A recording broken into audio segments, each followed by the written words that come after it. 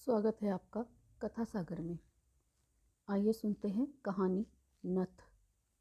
Putty ने उठकर अपनी छोटी सी खिड़की के द्वार खोल दिए।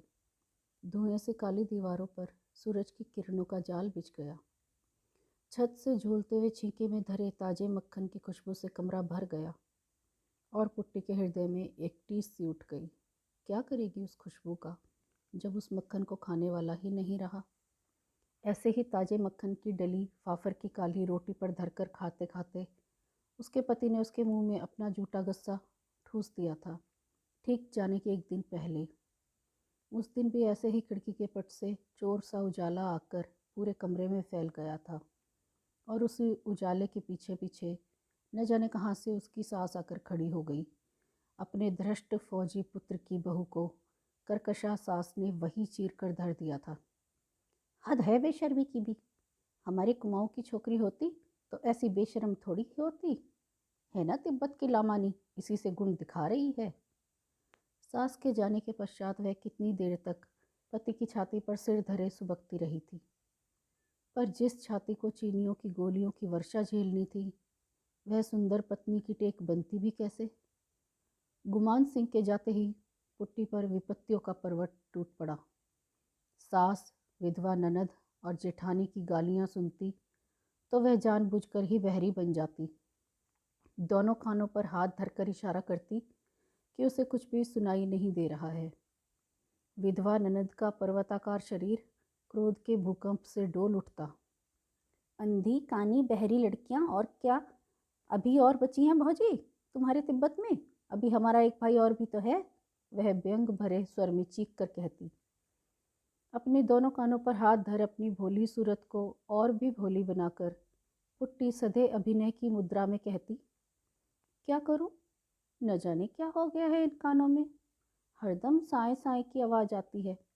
एकदम बज्जर गिर गया है निगोड़े कानों में। इतना घमंड था ना अपने रूप का। तिब्बत के जादू से हमारे भैया को भेड़ बनाकर रख दिया, इसी से भगवान ने सजा दी।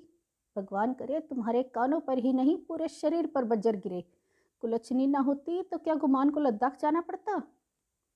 पुट्टी अपनी हिरनी किसी तरल दृष्टि से उसे देखकर हंसती रहती, जैसे उसकी पुरुष गर्जना का एक शब्द भी उसके पल्ले ना पड़ा हो।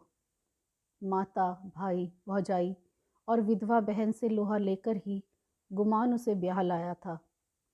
अपनी माँ के साथ वह गांव-गांव में फेरी लगाकर बिसाती का छोटा मोटा सामान बेचा करती थी।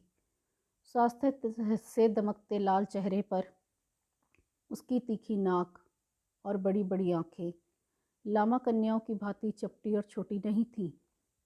कानों में गंदे पीले सूत में गुथे फिरोजा और मूंगे झूलते थे। कंधे से टखने तक झूलते उसके तिब्बती लबाते की ढीली ढाली बाहों में वह एकदम ही बच्ची लगती। पर कभी कभी लबादे की केंचली उतार कर वह उसकी बाहों में रहस्यमय सीवन से ढूंढ ढूंढ कर जुए मारती और अब लबादे की केंचली से रहित उसका उन्मुक्त यौवन किसी लप लपाते नाग की भांति देखने वाले को डसने दौड़ पड़ता। गुमान ने भी उसे एक दिन बिना केंचुली के देख लिया। ग्राम के चौराहे पर उसकी माँ ने अपनी गंदी चादर फैलाकर दुकान खोल दी थी।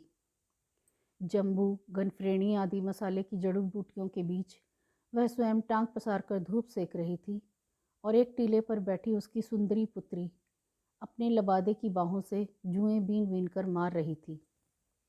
गुमान सिंह छुट्टियों में घर आया हुआ था।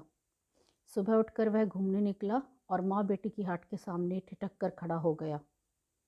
पुट्टी अपनी सुडौल बाहों को अपने लबादे की मुर्दा बाहों से टटोल टटोल कर जुएं निकाल रही थी। गुमान को देखा तो लजाकर उसने हाथ खींच लिए। उसके गालों की उठी मंगोल हड्डियों के बीच गुलाबी रस का सागर छलक उठा। चौड़े माथे पर गोंद की तरह चिपकाई काले केशों की पुट्टी से कुछ केश निकलकर हवा में फहरा रहे थे। जीर्ण कुर्ते के बटनों की पूर्ति एक बड़ी सी सेफ्टी पिन लगाकर की गई थी, पर किसी वेगवती नदी के दो पाटों पर बांधा गया रस्सी का पहाड़ी पुल जैसे साधारण सी हवा में कांप कांप उठता है, उसी भांति सेफ्टी पिन रह रहकर कांप रही थी। गुमान अकारण ही चीज़ों का तोल मोल करने लगा। कभी मैली चादर पर सजे छोटे आईने में अपनी मूछें संवारता, कभी नीले फिरोजा की अंगूठी पहनता और कभी उठाकर तिब्बती घंटियां ही टनटनाने लगता। क्यों बेकार में गड़बड़ करता? पुट्टी की माँ ने अपनी टूटी फूटी हिंदी में उसे झिड़क दिया। लेना है तो लो, नहीं तो जाओ। उसकी युवा पुत्री के आते ही ग्राम के मंचलों की भीड़ जम जाना नित्य का नियम था, पर वह बड़ी खूंखार और रूखी औरत थी। शेष अगले भाग में। धन्यवाद।